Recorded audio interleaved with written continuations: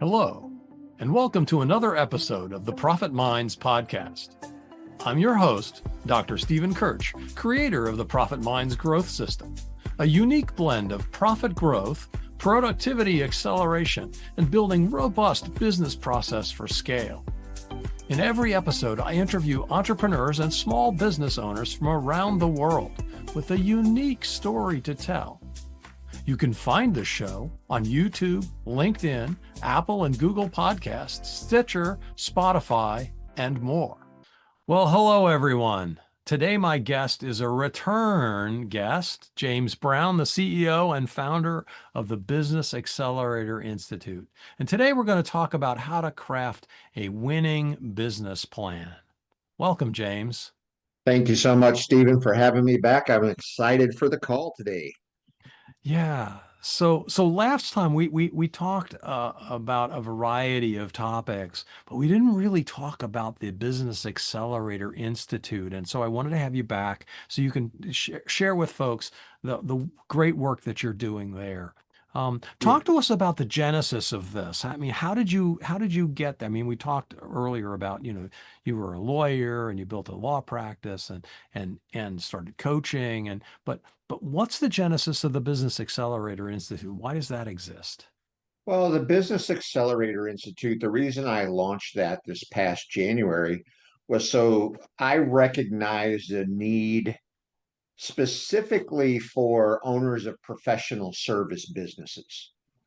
Primarily, I saw the struggles that lawyers went through, but other professionals, doctors, CPAs, massage therapists, anybody that sells services tends to struggle with the business side of the business, right? You don't learn that. You don't learn that in medical school. You don't learn that in your massage therapy training or certification. You certainly don't learn it, as a lawyer. You might learn about business law, but they're not going to teach you about, profit and loss statements and things like that. No, it's going to be about contract disputes and stuff like that. I mean, I even got a business degree before I went to law school, and it really didn't, it taught me fundamentals of things, but not the real world of running a successful business. And so I find that most people, when they start a business, they have this entrepreneurial brain fart, right? I'm working for somebody else. I'm making them all the money. I'm really good at what I do, so I can just go start my own. And so most business owners are made up of part technician, part manager, and part entrepreneur. And I found that a lot of professionals, they're like 90% technician. They're brilliant at what they do, but don't really manage people very much. And entrepreneur, they have no clue. Like in law school, hey, just hang your shingle out and people will come. Right. And that works to some extent. It depends on how big of a circle of influence you might have. But then when you really want to start scaling the business and not have to work in it 70 to 80-hour weeks just to get by, you have to know how to be the entrepreneur and how to grow that business and grow a business that doesn't rely on you to be there 24/7 to make it happen. Right. And I think that is where Business Accelerator Institute was really born out of, was seeing people struggle with working in the business instead of on it. And they were a slave to the business. Yeah, that's one of the things that many of my clients struggle with too before they start working with me is, do you own your business or does your business own you? Right? Yes. And do you really have a company or do you have a glorified job? Yes. And then that in itself, if that goes back to what we talked about on the last episode, was the doctrine of sacrifice. The sacrifice myth is, man, I've got to work 70, 80 hours a week. I remember business owners that would get on a group call and they would brag. Oh, I worked 70 hours this week. Oh, well, I did 75. I'm like, and so this doctrine of sacrifice is that you have to sacrifice everything in your being for the success of that business. That's just how it works. And I believe just the opposite. I believe you build that business so that it serves you. When I started my law firm, I had a 5-year-old, a 2-year-old, and a 1-year-old. And I, right from the beginning, I said, I'm not working past 4:30. Not happening. Our business was open till 7 p.m., but I had to build the systems, the procedures, and staff it so that I didn't personally have to be there. And Right. now, 30 something years later, I've got grown kids and they've got grandkids, and I'm seeing how I did for them and they're now doing for their kids, is being present in their life. That's so valuable. And I know when I was working, even when I was working my corporate job, everybody knew Steve was gone at 4 o'clock on Friday because Friday Yep. evening was family night. And I hopped on the train and I went home and we had dinner together and we would play a game or watch a movie or something. But it was family night. And how many of my employees appreciated the fact that, I talked about work-life balance, but I also lived it. Yeah. Um, and that's so hard for so many small business owners, entrepreneurs, that the the classic joke of work-life balance. Well, it's a 168-hour a week, right? Well, then Yeah. you work 83 and you sleep and you get 83 to Sleep, that's eat, life. Yeah, that's shower, right. That's all of that work is stuff. Yeah. 83. That's 50/50, right? Um, Yeah.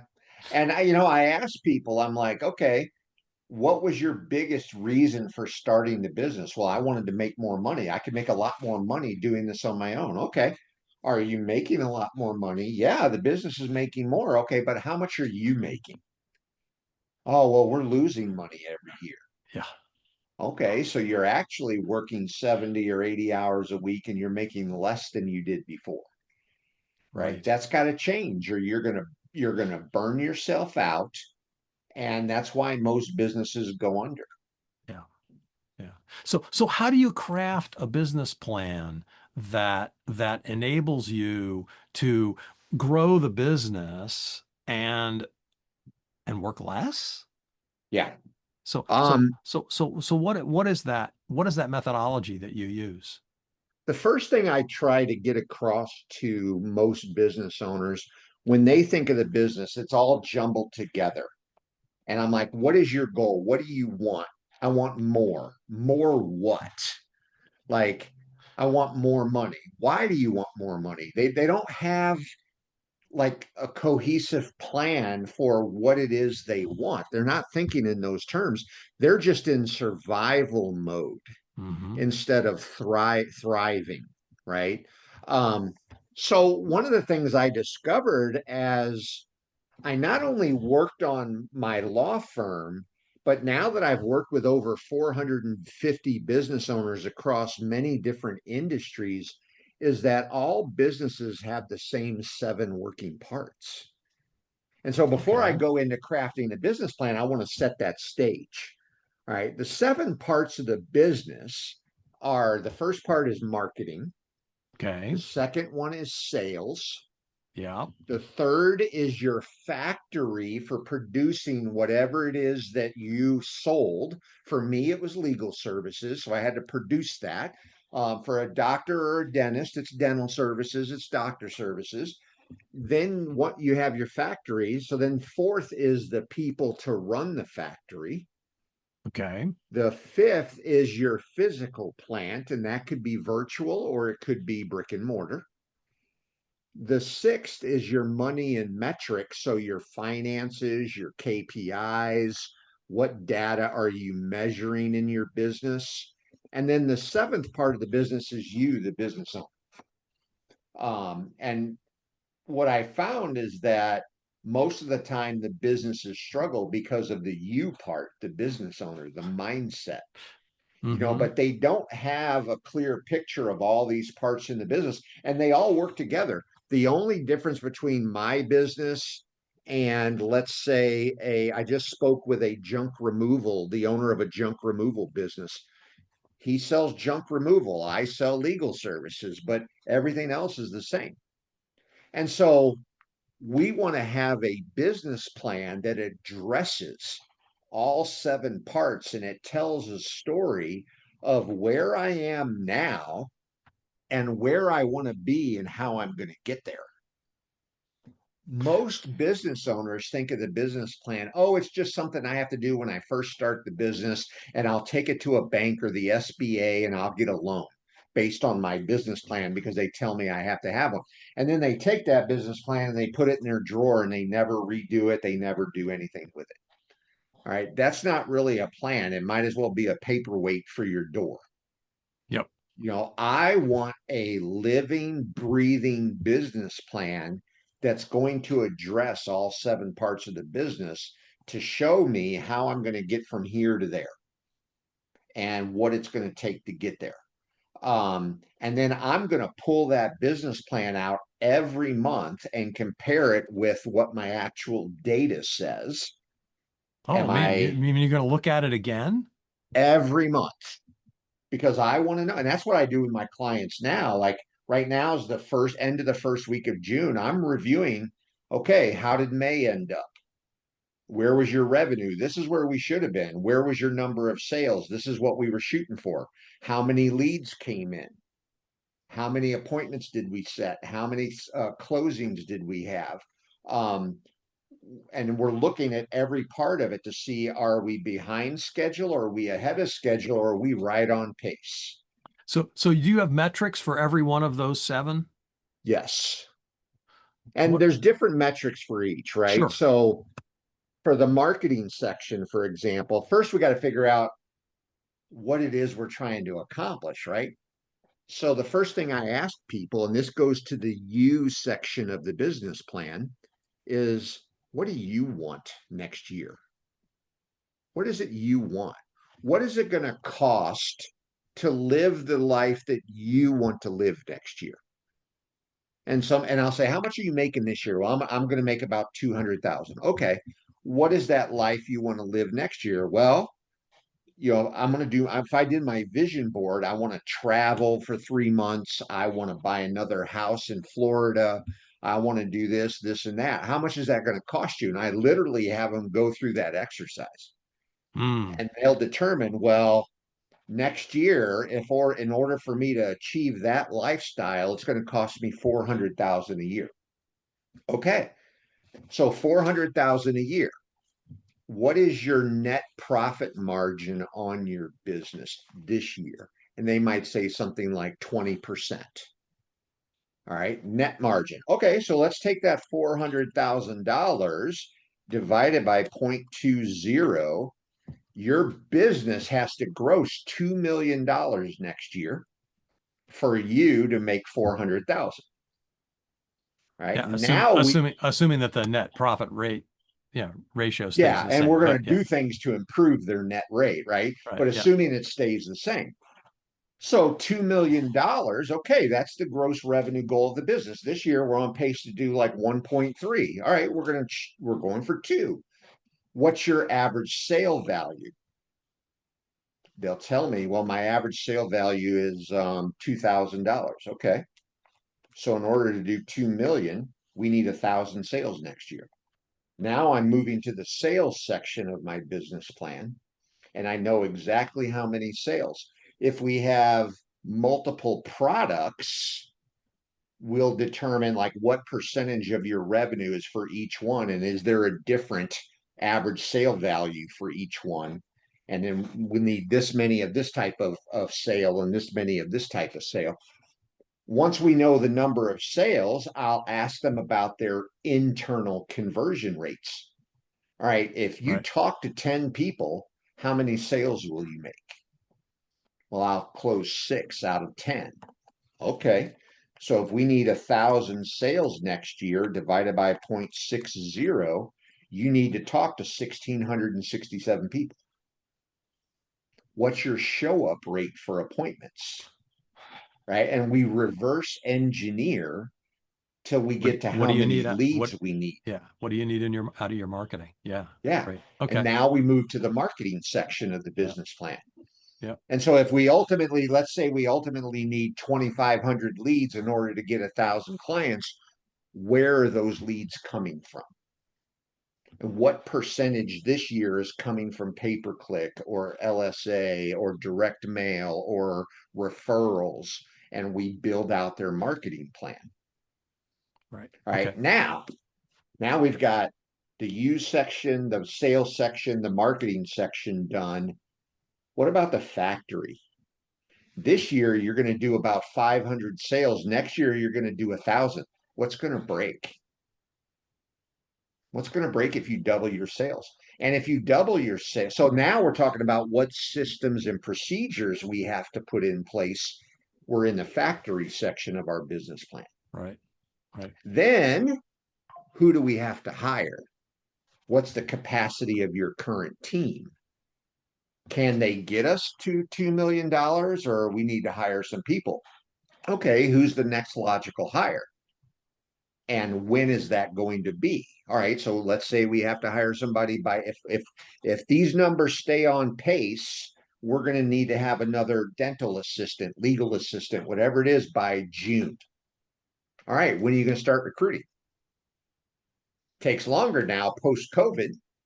Does. So you're going to start recruiting probably in February or March. And then now you're going to hire, let's say, 3 people.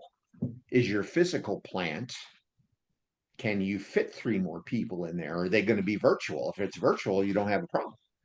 Right. But you also may have to upgrade your Zoom capabilities and other things, and that's part of your physical plan. So every single part of this business plan addresses one of the 7 parts of the business, and now you can pull it out and measure it. I And so, really like the fact that you started with the you, right? What is it that you want, right? yes, And do you touch on other aspects of what do you want besides just how much income do you have? absolutely. What are the other kinds of questions or topics do you deal with in that I conversation?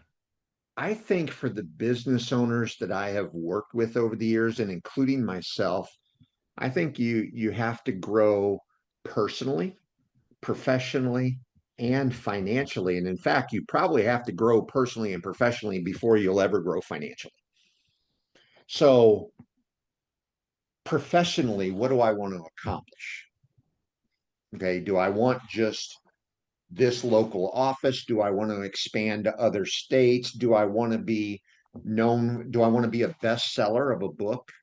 What professional accomplishments do I want? And then the personal is, what mindset work do I need? Hmm. We all have limiting beliefs. We all have terror barriers, I and don't. most of that is based on if you don't, you're probably the first one I've ever run I'm into. kidding you. I'm 60 years old. I just turned 60 a month ago. Oh, well, happy birthday. And I still to this day have imposter syndrome because I was told growing up, you won't accomplish anything. You can't do that. And that's why perseverance is on my arm, because I set out to prove to myself and everybody else, pardon my French, screw you, but I can accomplish what I want. But to this day, I still have that voice in my head. And sometimes it can cause a terror barrier. An example was, even after 21 years of practicing in court, um, we represented over 60,000 people in that time. And if I had to go to court for something, I would get physically ill. Wow. And I'm like, my peers are in there and they're going to laugh at me. And then I had to step back and say, when's the last time you've lost an argument? And I couldn't remember it. Couldn't remember the last time I've lost an argument. And so that pointed out to me that that's a terror barrier. It's Yeah. my mind trying to keep me in a safe place. Um, Right. But when I step back and I have to look at, is this factor, is it an illusion? And if it's an illusion, there's no cases I can even think of I've lost an argument. It allows me to push through that terror barrier. Yeah. Oh, And that's that's what a really lot good. of business owners have. Sure. Like I had a lady, her goal this year is to be $1 million business. She's around 300,000 and she keeps doing it year after year. And this year so far, every month she's at 33, 34,000. I'm like, what's the deal? What's going on? Because you won't go past the 33,000. And she said, I'm afraid, like if I hit $1 million, who's going to do all that work? Ah, And I said, not you. That's why we staffed the factory, right. right? But she had it in her mind, a limiting belief that if I hit $1 million, I'm going to have to do all the work. And so I had to help her break through that and Yeah. think about surrounding yourself with people that do it much better than you do at a lower cost so that you can spend time on building the business. Yeah. And now she sees that. Yeah, no, that's really great. That again, it's starting with what is it that you want to do? What is it that would matter? One of the questions when we do this with our clients, right? Because I do the same thing. I actually take a 3-year time horizon and then build back to, okay, if you want to be there in 3 years, Yeah, where is it that you need to be at the end of this year or, a year from true. now? Um, and one of the things that we do, we ask our business owner clients to set a vacation target. How many weeks of vacation do you want to take this year? And what makes for a healthy you, right? What do you need to do, with your own physical body as well as the professional development, obviously that so what is it that matters to you in your life? Mm-hmm. And because again, you can't do it all yourself. That's not scalable, Right. right? So you have to have that factory. I love that image of what's the factory? Well, that's the factory is where things are delivered. And then you have to have, factory workers. You have to have staff in that factory in order to be able to do it. And it has to be able to be done when you're not there. And a lot of business owners will fail to get there and results in the 70 to 80-hour works because they don't take the time to build the factory out. They Hmm. hire the people and throw people at it. Yeah.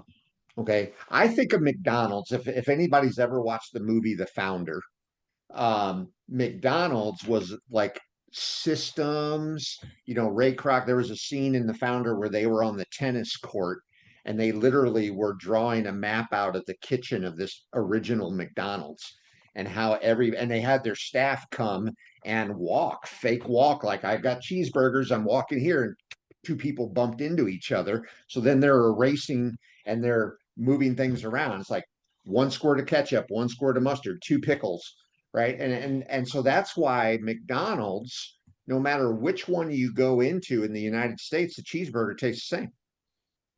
Doesn't matter what 16-year-old is working. And if one quits, they just plug another one in. Most businesses will hire people without having those kinds of systems. And now all of that knowledge is in the people's head and they're doing a great job. But then if they quit, the business owner is screwed. I've had somebody literally tell me, "Oh, I've got Judy. She's been here for 10 years. She knows everything. I don't even have to do anything." And then Judy passed away. Now what? And he literally came to me going, "I don't know what to do now." Right? That's an example of having people run your business and not systems.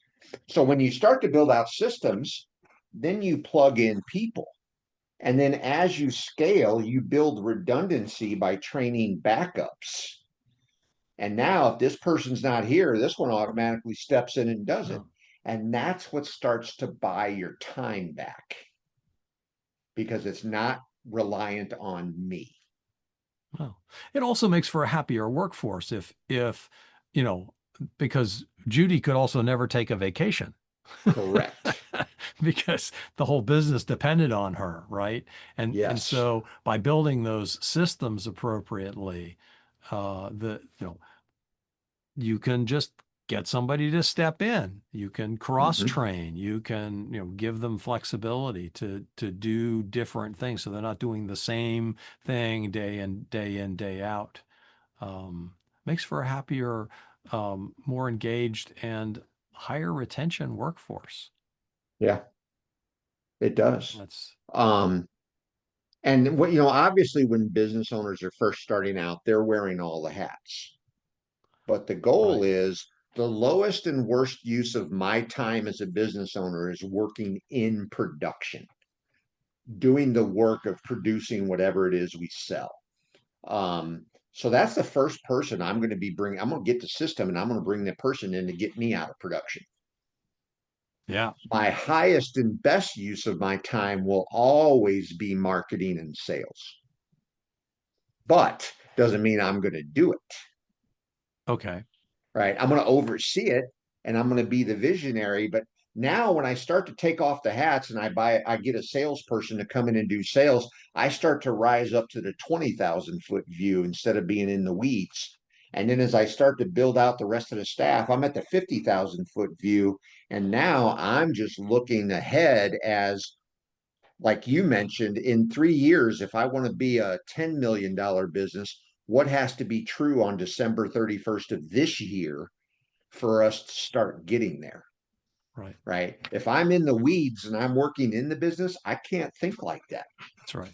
What new product lines do we have to have? How many additional factories do we need to build? Correct. And all of those sorts of things, right?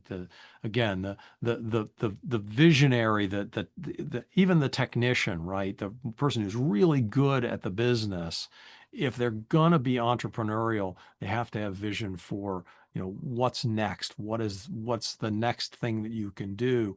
And if you're busy in the weeds, you don't have time for that. Yeah. And money and metrics is one of those parts of the business that people kind of overlook.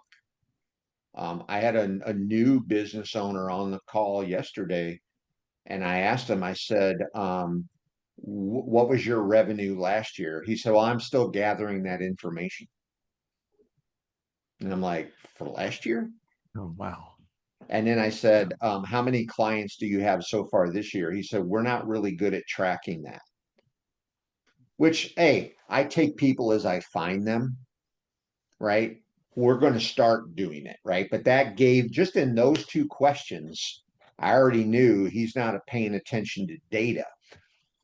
When you're not paying attention to data, you make decisions based on gut feeling or emotion. And that typically will come back and bite you in the butt.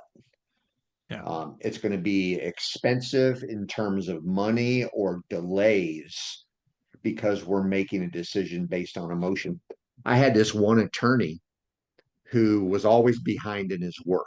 Everybody else was caught up, and I had a calendar of their work side by side, and they color coded it when they completed the work. And he was always 3 or 4 days behind.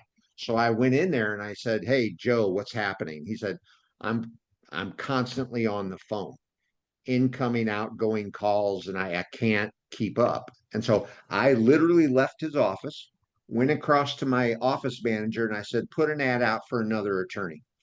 And it was like a $80,000 decision, right? She said, "Why?" I said, "Because Joe's constantly behind because he's always on the phone." And she said, "Did you look at the phone records?" And I didn't say a word. I'm like, "No." And she goes, "Don't you think you should have?" And I'm like, "Yes, ma'am." And I went and pulled the phone records. The day before, he was on the phone total for 5 minutes and 32 seconds. And I looked back for like 2 weeks and it was never more than 7 minutes a day. And so I went back into him and I said, "What's really happening?" And there was other things going on. And long story short, we terminated him. But I almost hired another $80,000 person based on an emotional or gut decision instead of looking at data. that lesson taught me to always have data at my fingertips so that I can make decisions based on it. Wow. That's And so really powerful. the money metrics part of the business plan is one of the most important parts. Yeah. Yeah. So if somebody wants to get in touch with you, somebody wants to learn more about what you do and how you do it, what's the best way for them to reach out? Yeah, the best way for them to reach out is we actually built a landing page just for your listeners, and it is businessaccelerator.institute/profit minds. And we'll make sure that's in the show notes. So Yeah. there's a free gift on there. It was a gift we offered at the last podcast, which is the top 10 mistakes that'll destroy your business, a book that James wrote. But also you have an opportunity for a free discovery call with James. Yeah, I'll do a free 30-minute discovery call, which generally turns into an hour. But to give them an initial diagnosis of what's going on in their business and what's really important for them, and a simple plan of attack. And it might be the 5 weeks to launch. 5 weeks to launch is a 10 module, 50 lesson course where you're going to walk away at the end of 5 weeks with a business plan in hand that addresses all 7 parts of your business. Wow. And that sounds like a tremendous opportunity. Yeah, it really is. And when people start thinking in those terms, they're very sure about the future. And that's what I want the business owners to achieve. It's better for their family. It's better for their mindset, and they're building a business that serves them instead of the other way around. That's great. And that concludes our show. Thanks again to my guest, James Brown, the CEO and founder of the Business Accelerator Institute. I hope you've learned something about how to craft a winning business plan and those 7 essential parts of every thriving business. I know I did. And thanks for listening. You've been listening to the Profit Minds podcast. This is your host, Dr. Stephen Kirch. Please visit www.profitminds.net for other episodes or to contact me. Thank you for your positive feedback, comments, questions, and for sharing this show with others. Thanks for listening. Have a grateful day.